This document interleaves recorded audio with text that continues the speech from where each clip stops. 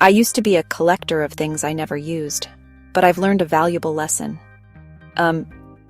It's easy to fall into the trap of buying items we think we'll use, only to have them gather dust in our homes. Today, I want to talk about those things we often purchase but rarely use, and how we can make more intentional choices. Let's explore some common culprits and find ways to simplify our lives.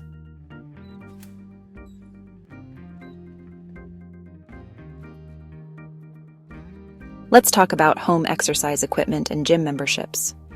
I've found that these are often purchased with the best intentions, but enthusiasm can quickly fade. The treadmill becomes a clothes rack, and the gym card collects dust in your wallet.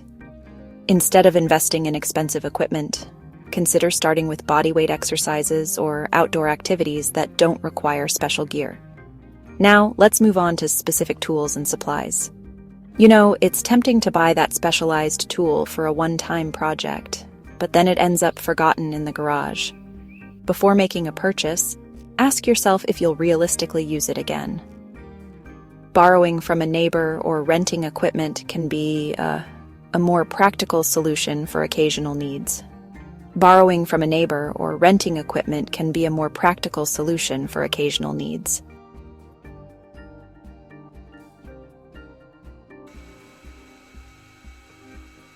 In my experience, single-purpose kitchen appliances are major contributors to clutter. That fancy avocado slicer or egg separator might seem cool, but how often do you actually use it? The truth is, most of these tasks can be done with basic utensils you already own. Before buying a new gadget, consider if a multi-purpose tool would suffice. Now, let's address cleaning gimmicks and specialty foods. We've all been tempted by those as seen on TV cleaning tools promising to make our lives easier. But more often than not, they end up in the back of the closet, unused. And don't get me started on specialty foods and cookbooks associated with temporary diets. They often end up forgotten in the pantry or on the shelf. Stick to basic, versatile cleaning supplies and explore online recipes before committing to specialized items. For larger cleaning tasks, consider borrowing or sharing with friends to avoid unnecessary purchases.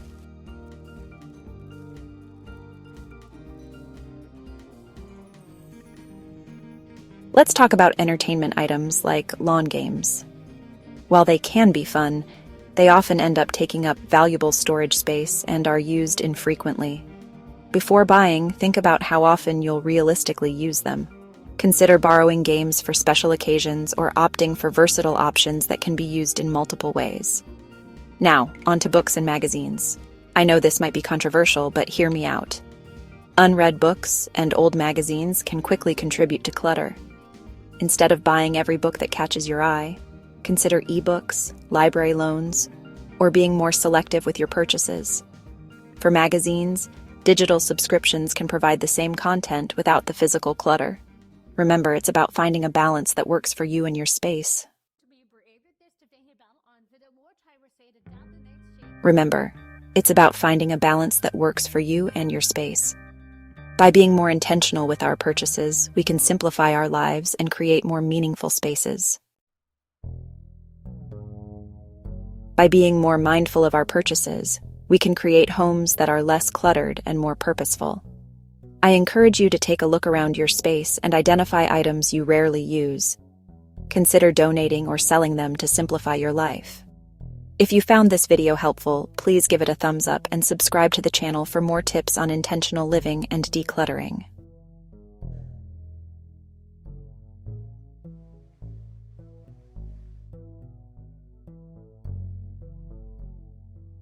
Remember, every small step towards simplicity is a step towards a more fulfilling life.